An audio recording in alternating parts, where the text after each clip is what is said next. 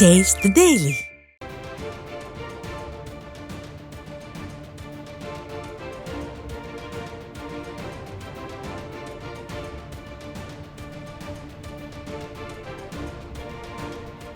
தற்போதைய அண்மை செய்தி. ஜூன் 12ஆம் தேதி குறுவை சாகுபடிக்கு தண்ணீர் திறக்காததால் பாதிக்கப்பட்ட டெல்டா விவசாயிகளுக்கும் விவசாய தொழிலாளர்களுக்கும் வாழ்வாதார நிவாரணம் வழங்க வேண்டும் என விடியா திமுக அரசை அதிமுக பொதுச் செயலாளர் வலியுறுத்தியுள்ளார்.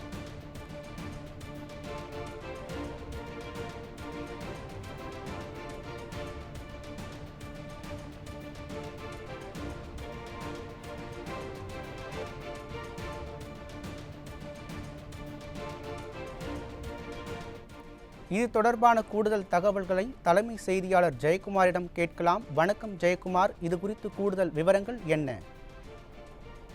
கண்டிப்பாக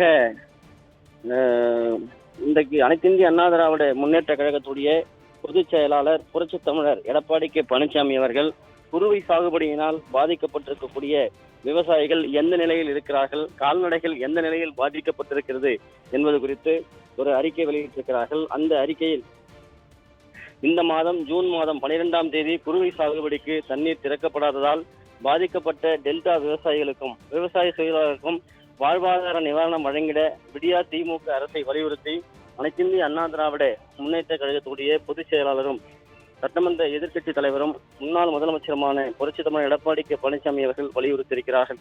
அவர் வெளியிட்டிருக்கக்கூடிய அறிக்கையில் டெல்டா குறுவை சாகுபடிக்கு கடந்த ஆண்டு மேட்டூரில் அணையிலிருந்து போதிய தண்ணீர் திறந்து விடாததால் பயிரிடப்பட்ட குறுவை பயிர்கள் கருகின என்றும், குறுவை சாகுபடிக்கு பயிர் காப்பீடு செய்யாததால் கருகிய மற்றும் பாதிக்கப்பட்ட நெல் பயிர்களுக்கு பயிர் காப்பீடு பெற முடியவில்லை என்றும், உயர்த்தப்பட்ட பேரிடர் நிவாரணமாக ஏக்கர் ஒன்றுக்கு 17,000 ரூபாய் என்று மத்திய அரசு உயர்த்தி அறிவித்ததை கூட வழங்காமல் இந்த விடியா திமுக அரசு ரூபாய் 13,500 மட்டுமே வழங்கி டெல்டா விவசாயிகளை வஞ்சித்தது என்று வேதனையோடு பதிவு செய்திருக்கிறார்.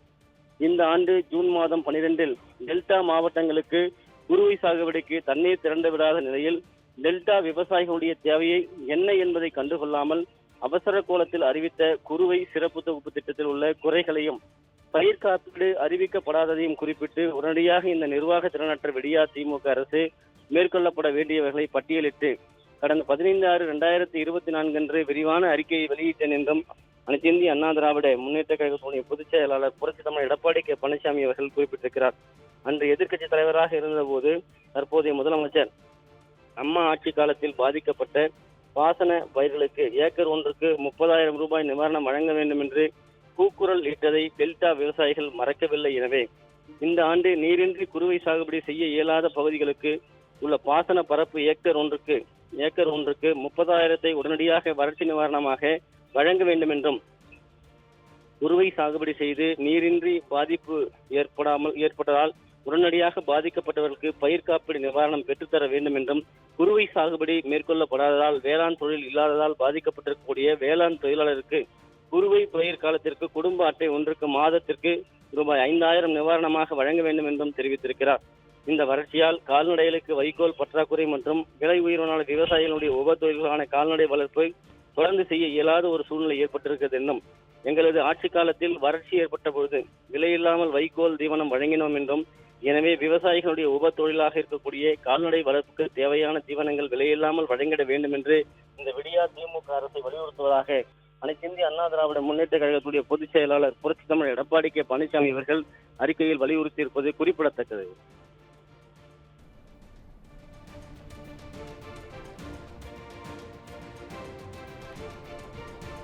விவரங்களை வழங்கியதற்கு நன்றி ஜெயக்குமார்.